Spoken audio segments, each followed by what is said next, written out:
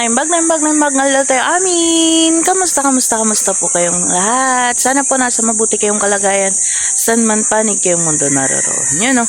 For today's video po ay papakita ko po sa inyo ang pinagtapusan ng ating munting dream house.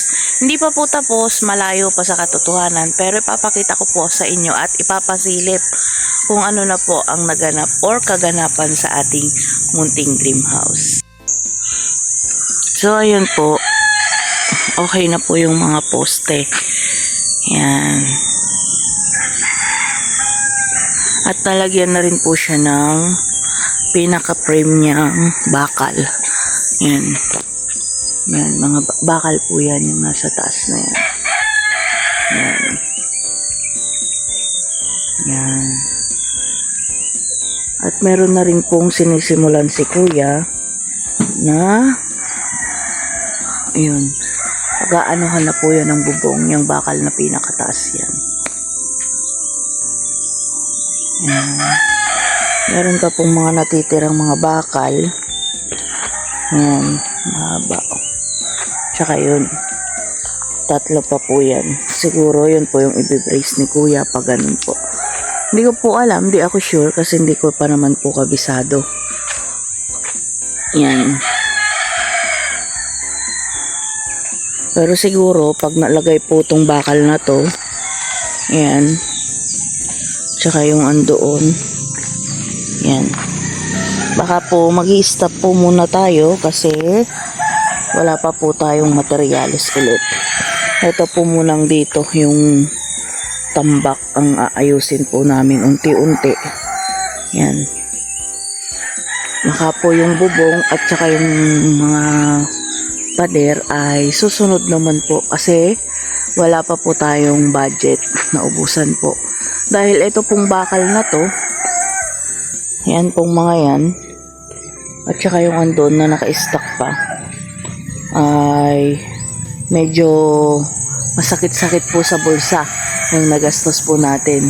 Kaya pagkatapos po neto sigurong maikabit ni Kuya ay may stop po muna at mag-iipon po ulit tayo kung kailan po tayo magkaka-budget ulit. Pero at least masakit-sakit man po sa bulsa ay nakikita po namin ni Kuya Lito yung nangyayari at nabubuo na unti-unti sa ating munting dream house. At syempre, utang na loob po namin yan sa lahat ng mga nanonood. So yun, syempre utang po namin lahat yun sa mga nanonood sa amin, sa Vera and Lito Official, kung bakit po kami nagkakaroon ng unti-unti. Syempre galing po yan sa ating munting revenue.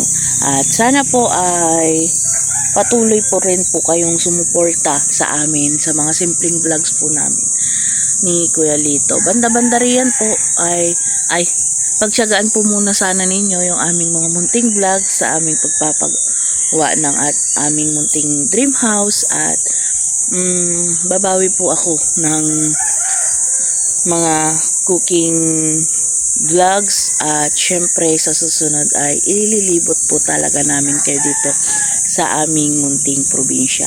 At sana maantay po ninyo yon at sana pagtiyagaan po ninyo sa ngayon yung aming mga munting vlogs. At napakalaking tulong po sa amin yung panonood po ninyo.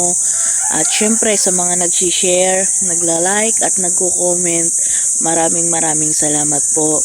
Wala po itong pinapatayo na yan, kundi kung hindi kayo nagtsatsaga sa mga munting vlogs namin. So, salamat po sa lahat ng nanonood lagi, sa mga nag-aabang ng mga munti naming vlogs. Kahit sa mga simpleng mga vlogs po namin, maraming salamat po dahil nandyan po kayo lagi at nakasuporta sa aming mag-asawa. Sana po ay sana ay hindi kayo magsawa hanggang sa makuha po namin ulit yung tagumpay na ito, ay andyan pa rin po kayo dahil kasama po kayo sa anuman pong nakukuha at nakakamit namin ni Kuya Lito. Dahil alam po namin na mahal nyo kami, ay hindi man po namin napaparamdam ang pagmamahal namin sa inyo. Hayaan nyo po, banda-banda riyan. Syempre, may plano naman po kami ni Kuya Lito na makakapagbalik din sa inyo ng pagmamahal ninyo mula sa amin.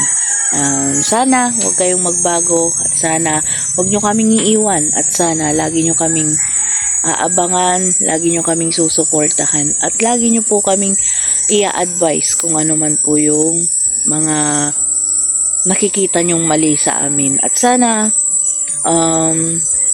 patuloy kayong mag-comment, sana patuloy kayong mag-share ng gusto nyong maging vlogs namin. Pag may time po, gagawin po namin. Sa mga susunod po na araw ay meron din po tayong mga palaro or basta marami po tayong plano na magiging vlogs. Hindi lang po magawa ng inyong Ate Vera ngayon dahil syempre, dahil wala po tayong isasahod sa ating mga kapatid. At kahit man magkaroon po tayo ng isasahod ay talagang tutulong po tayo sa ating pagpapagawa ng munting dream house. Syempre, sa umaga po kasi madaling araw ay namimili kami ni Kuya Lito ng paninda. Sa umaga hanggang 10:30 ay naglalako po kami. At sa tanghali naman po ay uuwi't magpapahinga. Kinahaponan naman po ay tutulong sa pagpapagawa ng dream house. Kaya minsan sobrang hindi ko na masyadong na-edit yung ating mga vlogs. At sana kahit ganun ay pagtiyagaan nyo pa rin para po matuloy ang ating dream house na yan. Yan. Dahil para naman po kung sa ganun na may mga kaibigan or may mga subscriber tayong gustong pumunta dito sa atin ay may presentable naman akong kahit simple lang may presentable akong pagpapatuloyan sa kanila kasi alam naman ninyo na ang bahay ng aking mga kapatid ay hanggang ngayon naman ay inuunti-unti pa. Sabi ko nga po sa kanila, tulungan ako at banda-banda riyan ay ako naman ang makakatulong sa kanila. Unti-unti lang, wag lang bigla. Yun po yung sabi ko sa kanila.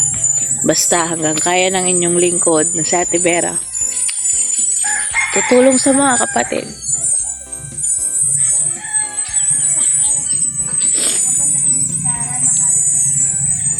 Siyempre, pangarap ko rin makatulong sa ibang mga followers or subscribers po natin.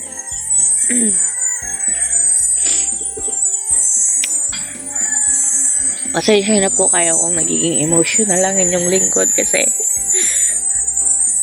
napakatagal po namin nangungupahan ni Kuya Lito.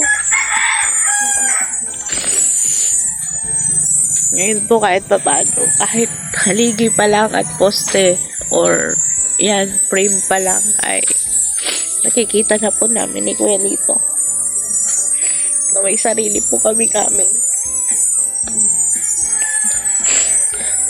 Napakasarap lang po sa pakiramdam. Sa mga naghahanap po kay Kuya Lito, andun po siya sa loob. Maaga pa po kasi ngayon, 6:30.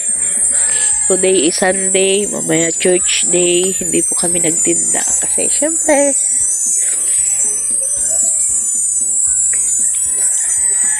magpasalamat po tayo sa Ama kung anong meron tayo. Kahit sa wala po tayo, mag-church po tayo. Yun lamang po yung aking munting share. Sana po, supportahan nyo pa rin po kami. Maraming salamat po. Mula sa inyong lingkod, Vera and Lito Official. Maraming salamat po. Sana patuloy pa rin po kayong sumuporta sa amin. Thank you. Bye. God bless us all.